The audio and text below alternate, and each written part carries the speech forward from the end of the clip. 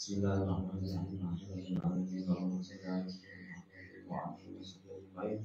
Subhanaka la ilma lana illa ma 'allamtana innaka antal 'alimul hakim. Wa ahdina ila siratal mustaqim wa la hawla wa la quwwata illa billah. Rabbi shrah li sadri wa yassir li amri wahlul 'uqdatam min lisani yafqahu qawli. Wasabbit lisani wa tanfa'ni hadis Muhammad sallallahu alaihi wasallam.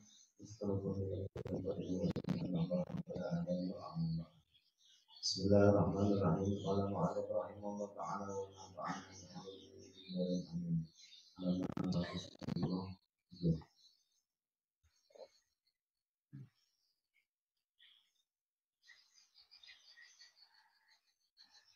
Kemudian setelah kita benar-benar meyakini dan beriman dengan nama Allah Al-Adil, bahwa perbuatan dan hukum Allah SWT itu memang benar-benar pas atau sesuai, maka kewajiban kita sebagai hamba harus punya akhlak dengan dua macam. Kalau kita yakin bahwa Allah Ta'ala itu Maha Adil, maka wajib kita mempunyai dua macam akhlak. Yang pertama, kita harus adil dengan diri kita sendiri. Maksudnya kita jadikan syahwat dan kemarahan kita berada di bawah kendali akal. Jangan akal di bawah emosi. Jadi emosi boleh, marah itu boleh, syahwat itu boleh, tapi sesuai dengan akal sehat, maksudnya sesuai dengan syariatnya. Boleh kalau kita marah dengan orang kafir yang memusuhi orang Islam, wajib. Berarti kemarahannya di bawah akal syariat atau akal sehat. Boleh kita marah dengan para pelaku maksiat, boleh, tapi di bawah akal. Jika kalau kemarahnya pada berdasarkan dengan akal sehat, ya ada orang baik yang dicarinya juga. Atau syahwat itu di atas akal, ada pengaruh di tuntutan syariat lagi, contohnya syahwat itu naikkan, tapi syahwatnya di atas akal. Jadi di bawah kendali akal dan agama.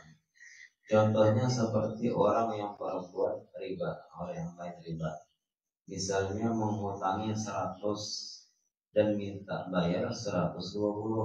Berarti kan 20-nya riba, tambahannya 20 tagihannya. Secara akal, praktik ini sudah pas dan wajar karena menghutangi. Karena yang menghutang ini sanggup mengeluarkan duit dalam jangka waktu misalnya 1 minggu, menghutangi 100. Anggaplah upah menghutangi tadi selama seminggu ada duit itu hanya kau dibayarnya, anggap memakan waktu seminggu. Jika dianggapnya harus wajib membayar 20.000 sebagai upah hutang tadi. Menurut akal kita wajar. Maklumnya kan dilanjutkan 20. Tapi ini akal kata sesuai dengan syariat, berarti syahwat di atas akal jadi. Namun walaupun akal menerima, tetapi agama tidak membolehkan. Maka bagi orang yang beriman dengan Al-Adil, jelas keinginannya harus tunduk pada agama. Tapi setelah pas ini membayar tadi 120, boleh diambil 20-nya? Boleh. Asal jangan ada perjanjian di awal utang 100 bayar 120. Jadi mana orang melebihkan 50, hukumnya lah. Melebihkan itu hukumnya sunnah ya. Kita melebihkan hutang sunnah ya, hukumnya boleh. Jadi kita yang menghutangi minta lebihkan hukumnya haram. Setiap orang ada punya sifat marah. Namun kemarahan tidak seharusnya diturunkan apabila tidak sesuai dengan isyarat akal dan agama. Maka kemarahan harus dikendalikan. Silahkan marah asalkan sesuai dengan isyarat akal dan agama. Ini melawan, boleh nggak kita marah? Ini melawan, boleh nggak syariat? Boleh, karena sesuai dengan syariat. Tapi syariatnya dalam hal menasihati, menegur. Namun kita kata syariat atau bini ini macam-macam, terbuka jilbab keluar ada syariat, berarti sesuai dengan syariat, harus syariat. Syariat itu maksudnya ada terima, ya cemburu maksudnya. Yang kedua, tidak menantang dan kecewa terhadap hukum dan ketetapan Allah. Maksudnya apa saja hukum yang pernah ditetapkan oleh Allah, sekalipun hukum yang ditetapkan itu tidak sesuai dengan kehendak nafsu, kehendak diri, maka ia tidak akan kecewa dan menentang. Kehendak syariat itu dibolehkan, tapi ini menentang tidak boleh. Atau hanya menghendaki syariat menentang tidak boleh juga, harus sesuai, harus adil. Kehendak kita sesuai dan kehendak syariat, itu namanya adil. Kita ngomentar dengan kehendak atau keputusan atau ketentuan atau hukum Allah, berarti tidak adil gitu. Berarti artinya hanya percaya bahwa Allah Maha Adil, tapi kadang meniru akhlak Allah Ta'ala yang bernama Al-Adil. Apabila seseorang menjadikan akalnya sebagai pintu syahwat dan keinginannya, maka ia telah zalim. Apabila akalnya sebagai pintu syahwat, syahwat itu akal itu digunakan untuk memenuhi syahwat, berarti tidak adil. Jadi akalnya zalim terhadap dirinya sendiri. Seumpama seseorang yang menghendaki sesuatu, maka akalnya berusaha meluruskan dengan mengakal-akali, memunguli orang, membodohi orang, akali. Berarti akalnya tunduk kepada syahwat keinginannya. Akal-akalinya orang supaya mau menurut sesuai kehendaknya. Berarti itu adalah tunduk dengan syahwat.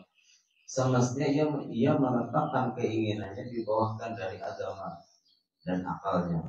Sekalipun ketetapan Allah itu tidak sesuai dengan keinginan dirinya, karena hukum Allah Ta'ala itu paling pas dan adil. Contohnya orang begini banyak, itu contohnya syariat membolehkan, tapi bini kada membolehkan. Ya. Berarti menggunakan akal, menggunakan syahwat di atas akal. Kita ini syahwat di bawah akal juga, cuma dalam akal pun akal juga, supaya dilakukan. Selama kita masih kecewa menghadapi keadaan dan apa yang terjadi di sekitar kita, maka ini menunjukkan kekecewaan terhadap keputusan Allah. Nah, asalnya keputusan manusia juga, kita dengan muamalah dengan sesama manusia. Ini kehendak keputusan manusia dalam menghukumkan, dalam menetapkan sesuatu. Kalau ia sesuai dengan syariat, berarti ketetapan Allah gitu.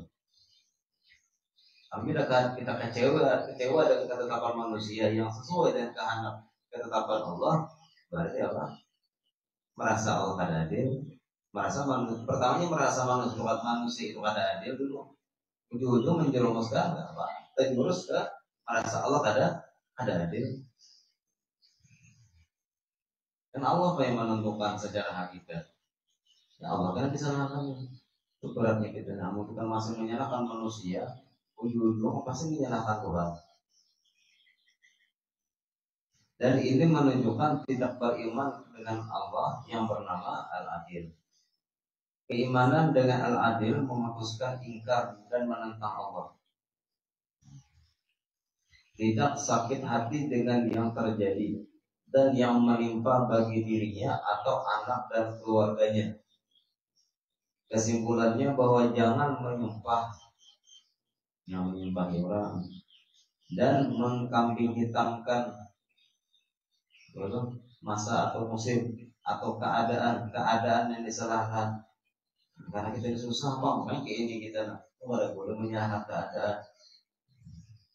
Karena keadaan cuaca atau musim merupakan sebab yang diciptakan oleh Allah, yang tidak ada memberi bekas sedikit jiwa pun kepada musabab yang disebutkannya tadi. Gara-gara kau penghabisannya gugur, berarti gugur tadi gara-gara kau tadi mah. Padahal kelakuannya tadi karena memberi bekas, bukan gara-gara siapa-siapa, semata-mata kehendak Allah. Makanya takdir itu di ujung usaha kita. sudah ujung-ujungnya usaha nafkah itu sudah takdir Tuhan. Kita terkadang tidak menyadari ucapan-ucapan lisan kita yang bisa membahayakan hati. Terkadang kita terbiasa mencaci dan menyumpah cuaca dan keadaan sebab kita sakit. Ya apa? Menyumpahi hujan, mengingkari hujan. Kadang-kadang orang punya anak yang asalnya baik, namun kemudian jadi nakal. Kemudian orang tuanya menuduh kawannya, gara-gara kawannya jadi nakal nih. Lalu marah kepada si kawannya tadi yang membuat anaknya nakal. Padahal memang dasar nakal juga ya. Janganlah mengkambing hitamkan kawan, jangan mengkambing hitamkan orang lain. Jangan menyalahkan lingkungan, jangan menyalahkan kekawanannya. Kawan yang tidak bisa apa-apa, ia hanya sebab saja, tapi bukan memberi opas. Apakah karena nggak menuntut ilmu? Karena berkawan dengan orang yang kadang menuntut ilmu itu hanya sebabnya aja. Pada hakikatnya memang Allah kan menghendakinya menuntut ilmu. Banyak orang berkawan menuntut ilmu. Ya, banyak kita duduk di kedai kopi kan, kawan kita di kedai kopi. Memang jarang menuntut ilmunya, sembahyang di gulernya. Pada saat kalau kita di mana-mana. Jadi jangan nyalakan orang, salahkan diri seorang aja. Rasulullah SAW pernah marah kepada seorang badui karena si badui marah terhadap onta orang sebelah yang berpenyakit. Si badui ini orang gunung menyalahkan ada ontanya orang lain yang berpenyakit. Rasulullah berkata, onta engkau yang sehat itu terjangkit, yang mana onta berpenyakit tidak bisa menularkan apa-apa karena itu sebab. Jangan disalahkan si unta yang berpenyakit yang menularkan kepada unta yang sehat. Kita boleh mengatakan unta yang berpenyakit itu terjangkit penyakit, tetapi jangan sampai menuduh sampai ke hati. Ya boleh aja kayak sabab musabab itu boleh dinyatakan, boleh diucapkan, tapi tidak boleh sampai ke hati. Tapi kalau sudah keseringan diucapkan, hati juga ya. Berdiam lagi. Apabila kita marah terhadap asbab, tandanya kecewa terhadap putusan Allah. Gara-gara memposting Pak misalnya, gara-gara memposting makanya banyak orang yang mengomentar, banyak orang yang memperhatikan. Karena yang menimpakan penyakit tidak lain kecuali hanya Allah. Dia yang menghukumkan dan memutuskan, dan itu adalah keadilannya. Allah Maha Adil. Anak kecil yang tidak berdosa disakitkan oleh Allah. Seharusnya yang garing ini kan orang tua aja yang banyak dosanya sebagai balasan atas dosa. Garing perkataan kita ini seandainya Allah Maha, Allah memperlihatkan keadilannya lawan kita beritaan yang Tuhan ada sehat-sehatnya lagi ya, ada sehat garing terus dengan sebab lalai, dengan sebab dosa, dengan sebab banyak kesalahan. Tapi andainya kakak anak yang pada berdosa, kenapa garing? Bukan garing aja, kadang mati dalam paruh ya, kuburan lah, hanya lahir mati. Apakah adil Allah Ta'ala membuat anak yang tidak berdosa disakitkan? Allah Ta'ala sangat adil karena Allah Ta'ala tahu kalau anak itu tidak disakitkan mungkin akan berbahaya bagi dirinya. Anak kita tiba-tiba garing, biasa masak main di luar terus, di jalan main tengah jalan, tiba-tiba garing seminggu. Seandainya kada garing barangkali kecelakaannya di dalam minggu itu Allah garingkan. Semoga kita kada tahu.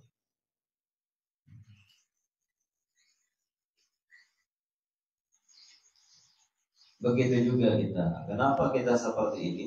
Kalau kita tidak seperti ini mungkin berbahaya bagi kita. Sebatas itulah ilmu kita. Kenapa mesti hujan? Coba seandainya pada hujan masih itu ukur jalan. Ya, untuk masih ada untungnya juga. Jangan bertanya apa yang diperbuat Allah Ta'ala tentang kenapa ini dan kenapa itu. Ada yang siapa yang bertanya kepada gurunya dengan pertanyaan kenapa, maka seumur hidupnya ada berkah lainnya. Itu keluar perguruan loh, guru apa kayak ini, kenapa takut kenapa itu sudah membuat kualat seumur hidup. Apa lagi lawan Tuhan? Ya Allah kenapa? Lain. Belum lagi meneruskan pertanyaan sudah kenal. Apa lagi? Takut Tuhan kenapa? Kitalah nanti akan ditanya kenapa kita ini dan itu. Enak kita yang ditakut di akhirat. Yang seharusnya ditakut kenapa dan mengapa itu bukan Allah, bukan yang di atas kita, tapi yang di atas bertakwa dengan yang di bawah. Hanya pertanyaan mengapa dan kenapa. Nah, kita gawi ini Allah kira bertakwa dengan hambanya kenapa dan mengapa. Hanya ada jawaban karena kamu kita bertakwa lawan Tuhan setiap hari kita pun apa belajar rezeki kita bertakwa lawan Tuhan pasti ada karenanya. Pun sampaikan Tuhan karenanya. Karena kamu ngomong apa lagi? Ya karena kamu di istilah dibuka Tuhan kesalahan memang jujur diri karena kesalahan kita juga itu ya. Ngapa amal ibadah gue udah terima ya Allah karena ya kok karenanya dong karena menzalimi orang enggak karena dari ikhlas kan banyak kamu takut kenapa jadi jangan bertakut kenapa. Jadi paling menghendaki juga bertakut kenapanya dengan diri sendiri. Jangan bertakut kenapa dengan Allahnya. Kalau kita beriman dengan Al-Adil, maka kita dengan senang hati menerima hukum dan ketentuan yang telah ditetapkan oleh Allah tanpa kecewa, mengingkari dan menentang ketetapan Allah yang Maha Adil. Wallahu a'lam bishawab. Berikutnya mengenal nama Allah Ta'ala Al-Latif.